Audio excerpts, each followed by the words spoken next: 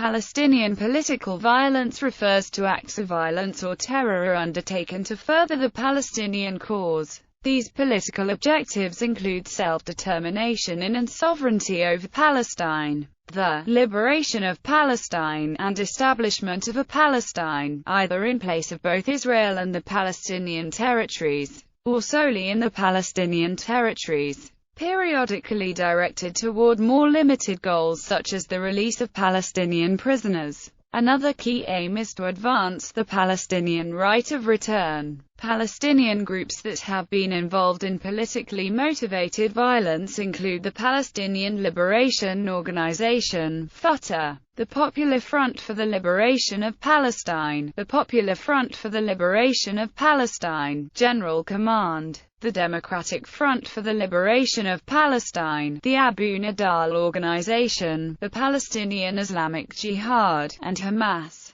The PLO officially renounced terrorism in 1988, and Fatah no longer engages in terrorism. The PFLP-GC has been internationally inactive. The Abu Nidal organization all but dissolved on his death and exists only in name. Tactics have included hostage-taking, plane hijackings, stone-throwing, stabbing, shootings, and bombings. Several of these groups are considered terrorist organizations by the United States government, Canada and the European Union. Palestinian political violence has targeted Israelis, Palestinians, Lebanese, Jordanians, Egyptians, Americans and citizens of other countries. The attacks have taken place within and outside Israel and have been directed at both military and civilian targets. Israeli statistics state that 3,500 Israelis have been killed and 25,000 have been wounded as a result of Palestinian violence since the establishment of the State of Israel in 1948.